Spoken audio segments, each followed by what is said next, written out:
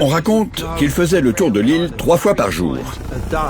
Et si quelqu'un essayait d'attaquer l'île, il avait une sorte de souffle enflammé qu'il projetait, détruisant les navires ou les individus. Mais c'était quoi, Talos? Les spécialistes considèrent Talos comme une création fictionnelle. Mais certains chercheurs soulignent que les descriptions du fonctionnement de ce géant de bronze rappellent étrangement la technologie moderne.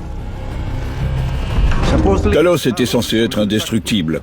En effet, Talos avait dans ses veines le sang des dieux, appelé Icor, lui conférant des super-pouvoirs particuliers.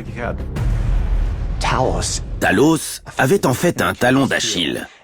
C'était une veine allant du cou à la cheville et fermée par un clou. Si ce clou était enlevé, il était mis hors d'état de nuire. Et bien sûr, une sorcière l'a convaincu que si elle pouvait lui enlever ce clou, il deviendrait immortel. Et quand elle l'a enlevé, il en est mort. Dans les Argonautiques, Talos meurt en libérant ce liquide noir. On pourrait dire que si cette chose était un automate, l'huile synthétique ou le carburant hydraulique qu'elle contenait s'est répandu et a ainsi rendu la machine inopérante. Au XXIe siècle, on a plutôt la description d'un robot, voire d'un être artificiellement intelligent. Ce qui conduit à l'idée qu'un ingénieur extraterrestre ou un développeur robotique a créé cet être extraordinaire. Selon la mythologie grecque, l'ingénieur en robotique qui a créé Talos était un dieu nommé Héphaïstos, vivant parmi les humains sur l'île de Lemnos. Héphaïstos était le dieu grec de la forge, de l'alchimie et de la technologie.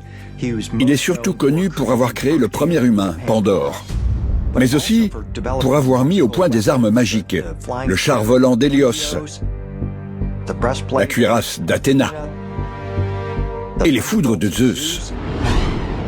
Héphaïstos était un dieu forgeron. Et quand on le rencontre, à la fin de l'Iliade, la déesse Thétis est venue lui demander de fabriquer une armure pour son fils Achille, qui s'apprête à repartir au combat. En venant à son atelier, elle découvre qu'une grande partie du travail est effectuée par des machines automatisées qu'Héphaïstos a créées, des trépieds pouvant se déplacer eux-mêmes, des soufflets, des pinces et d'autres choses qui travaillent seules. Cela suggère une sorte d'intelligence artificielle, organisée et automatisée en quelque sorte. Le postulat de la théorie des anciens astronautes, c'est que le panthéon des dieux grecs a vraiment existé, composé d'êtres physiques. Alors, Héphaïstos était-il un extraterrestre?